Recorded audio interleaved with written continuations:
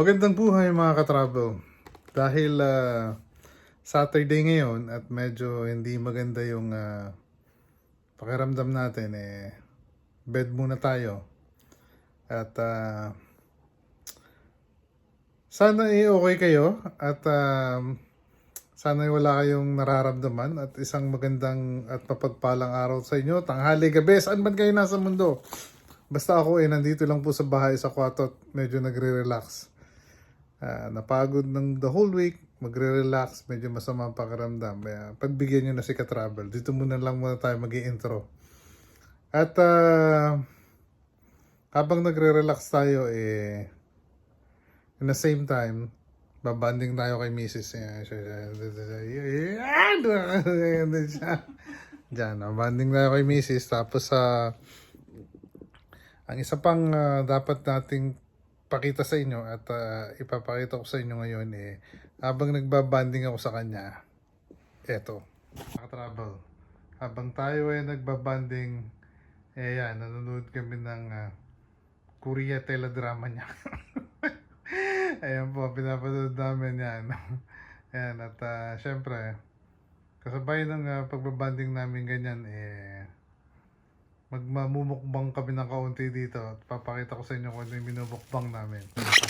Mga ka-travel, at habang kami nanonood, ito, at magbumukbang kami ni Mrs. Ayan, hindi naman karne asada pala to. Karne asada chips. Ayan, yan ang aming ano ba to? Lunch? Lunch, merienda, / something. Dinner, hindi masyado maga sa dinner. So, lunch / merienda. Snack namin. Yeah, magkasama kami ni Mrs. dito. Habang nanonood kami ng telenovela niya. At yan ang aming kakainin ngayon. So, paano mga ka-travel? Titrahin muna namin to. At tingnan natin kung anong mangyayari mamayang kaunti. So, mga ka-travel. At gaya ng sinabi ko kanina, tingnan natin kung anong mangyayari ngayon. Pero mukhang mag-end up na magluluto na naman tayo. Samahan nyo ako at magluto tayo dito. At may nakita akong natirang rotisserie sa refrigerator. Bigyan natin ng konting twist yung rotisserie. Tingnan natin kung magagawa natin ng panibagong recipe yun. So, samahan nyo muna ako at tingnan natin kung anong magiging luto nito.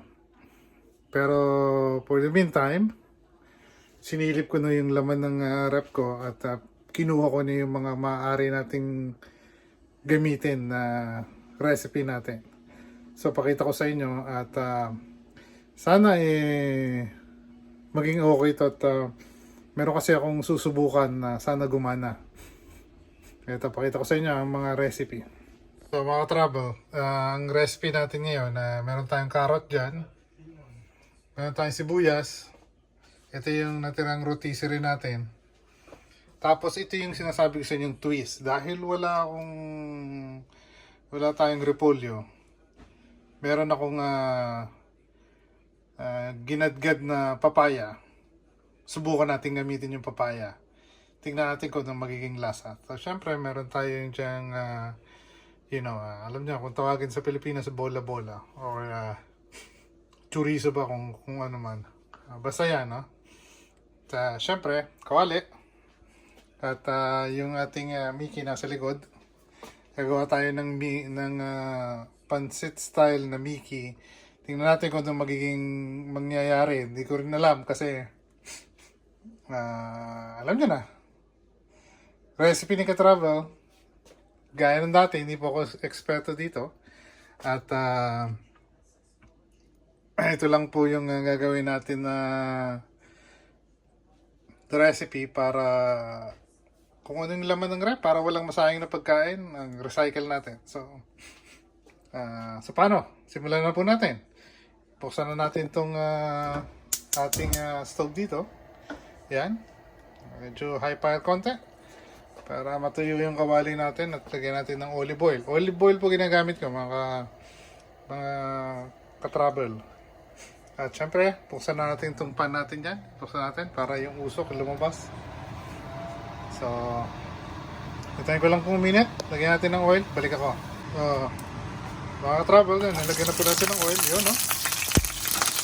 Uy. So, malamig pa yung mantika. Hintayin muna natin konti. So, yan po yan. At, syempre, simulan natin yung onion natin. Pwede na po siguro yan. Yan. Simulan natin yung onion. Medyo may halong tubig ng konti yata. At tumalsik-talsik. Kaya lang, sandali lang po. At saitin ko lang yung onion. So yan mga ka-travel. At medyo nilow fire ko ng konti kasi hindi ko makita yung bawang natin. Yan, niloy natin. Pero haluan na rin natin ng ng bawang natin. Ito yung bawang natin, yan po. Haluan tayo ng bawang. Yan. Yan, bawang. Yan, or garlic natin dyan.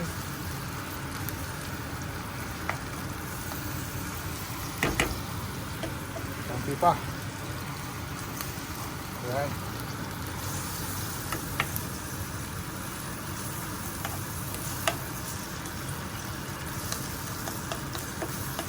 So, papupulahin lang natin to. Tapos,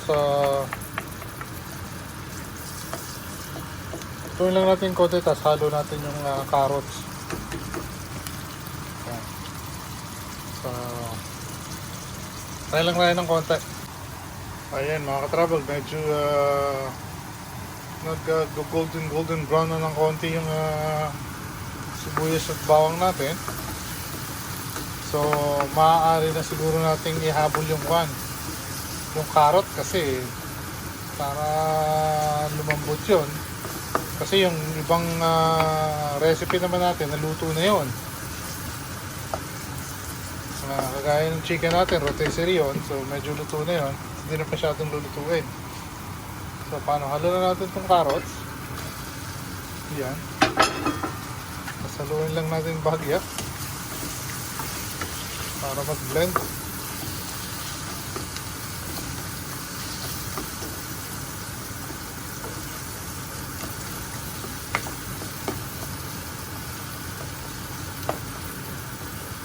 Yan. Hayaan lang natin maluto ng panandali. At babalikan natin ng konti. Mga katrabo, habang hinihintay ko yung ating carrots at saka onion na pumula pa ng kaunti, gumawa na ako ng sauce dito. Itong sauce kong to parang adobo sauce lang to. At ihahalo natin yan mamaya. Yan, para lang may twist tayo ng konti. Yan, initang natin dyan, iwanan lang natin dyan, tapos natin ihalo yan mamaya. So balikan natin yan. Patayin ko na yan, tapos medyo okay na yan. Tapos ito, medyo okay na. Medyo maganda na yung kulay. Halo na natin to. Yan. Halo na natin yung chorizo na yan. Yan naman ang lutuin natin. Yan. So ito lang natin yan. Hanggang pumula. Yan. Yan ha. Yan. Tapos mamaya, sama na natin yung hintayin lang natin maluto ng konti itong na to, pumula ng konti ito. Tapos lagay na yung chicken natin. Tapos timplahan na natin. Timplahan natin ng konting pepper at salt. Siyempre konting baka hindi na natin palalagyan ng kaunting soy sauce kasi gumawa na ako ng sauce yung sa side, diba? Yun ang ihahalo natin. So, sa takloban ko muna to. At hintayin natin pumula ng kaunti yung medyo ayusin natin para pumantay yung luto. Yan. Ganyan. Yan. Nang maluto ng maayos yan. Tapos, balikan natin ng konti. Yan.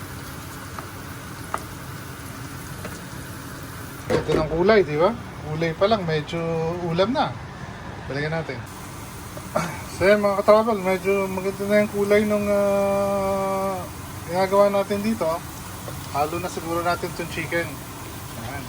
Ayan. Para paghalo-halo na yung lasa nila.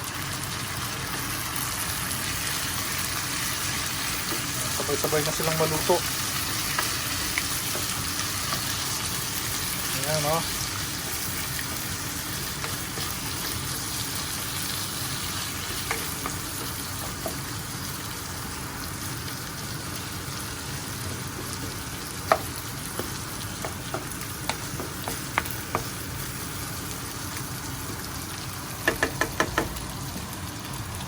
So, mga travel, habang hinihintay natin itong maperte, itimplahan na natin ng konting pampalasa yan. May nahulog. Potensya na. so, ito yung pepper natin dito. Travel pepper. Natin ang paminta. Ayan. Paminta na siya. Tapos ito yung konting salt lang. Okay. Oops, okay na yan. Kasi may maalat na yan dahil yung unang recipe natin eh. So, haluin lang natin.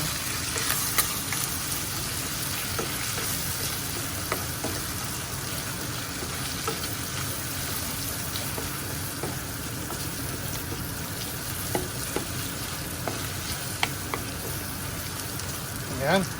So ngayon, medyo slow fire lang natin to dahil masusunog. Slow fire lang natin ng konti. Yan. Tapos lipat tayo dito mga travel. So ito, medyo ready na to. Lalagay ko na yung noodles dito siguro. Pero lagyan ko ng konting tubig kasi medyo sticky yung, napapansin ko medyo sticky yung sabaw. So, madali lang. Sabaw, ito, lagyan natin ng konti. Medyo mainit na yan ha. Kumukulo na yung tubig natin dyan. Lagyan natin ng konting tubig dyan. Tapos, ito pala, ayan na yung nating ilalagay dyan. Mickey po yan, Mickey. So, yan. At haluin lang natin tapos ihalo ko yung noodles. Balik ako sandali lang. Haluin lang natin. Blend lang natin ng masyado yung konti yung haluan natin konting tubig eh. Yan. Tapos ito pala ang ito palang papaya na to, halo ko na pala to dito. Yung papaya na to, nakalimutan ko kasi at magsasabaw pa po to eh. Yan. Halo na natin siya, magsasabaw pa yan. Yan. Ganyan lang. Magsasabaw pa po yan eh. May tubig yan eh. Sa pantalang ito, ihahalo na natin dito. Yan. Maglinis tayo konti. Ayan po. Tapos para magandang labanan, gaganan lang natin. Yan. Ayan po. Ihahalo lang natin yung sauce sa kanya. Ganyan, no? Ayan. Ihalo lang natin yung ginawa kong sauce. Ang style po ng sauce na yan ay parang adobo style. Ayan. Parang lumasa. Ayan.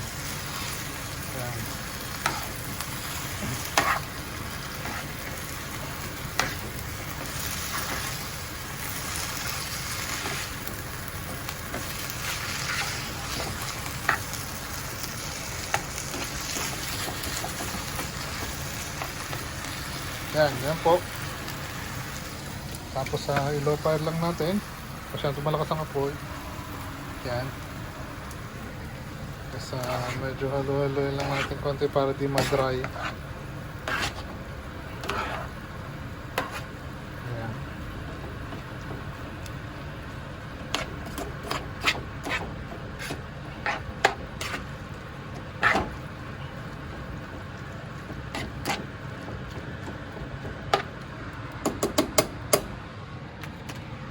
Ayan. At ito naman ang haluin natin. At, nakakalimutan na natin to.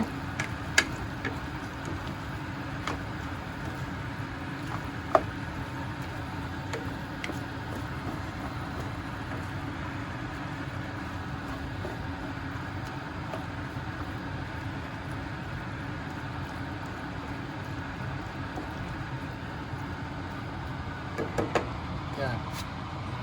Ano lang po. Kaya medyo nalaksan po natin ng konti yung apoy nito para mabilis maluto yung ating papaya po yun eh. Alam ko magsasabaw po yan kasi may sabaw po yung papaya na yun eh. Pakalaban natin, tayo natin yung magsasabaw. Habang ito naman po eh, haluin ulit natin. Yan. Yan, di ba po ba? Ang ganda ng ulay, di ba?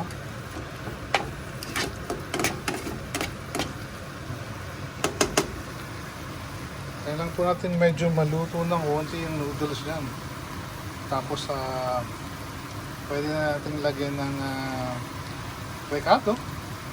At ayos na yung puto-puto. Pero kailangan tikman natin kung may lasa. Madali lang po. At kuha tayo ng konting peraso dyan. Ayan. Ayan. Siguro okay na yung konti na yan. Tikman natin.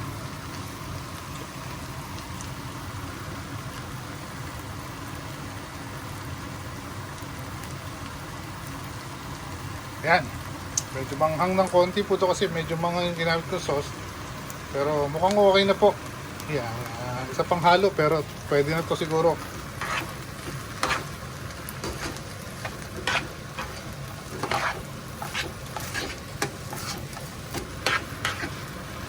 Nawawala yung camera natin.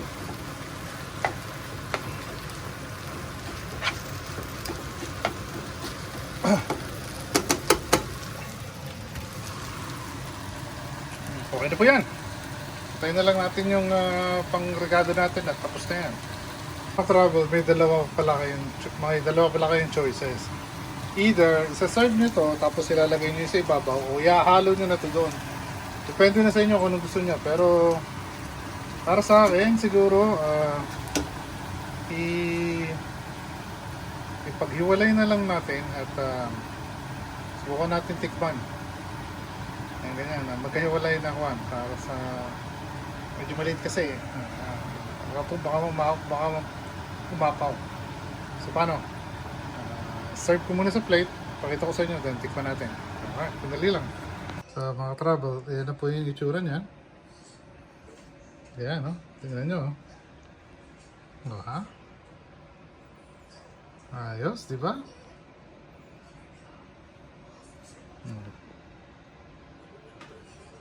O, yan po. Meron tayong Mickey na hinaluan natin ng shredded na papaya. Tapos may infused na parang pancit style. Pero Mickey na may papaya. Ayan po. Tikman natin. Ang konti, tanungin muna natin yung natin kung anong lasa. Ayan po. Tinira niya na.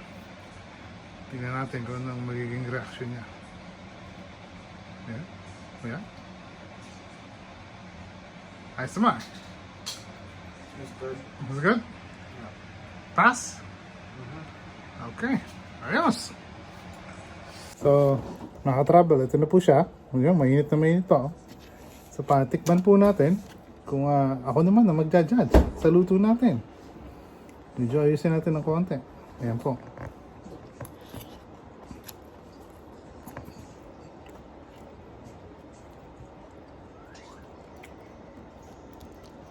Pwede, panalo.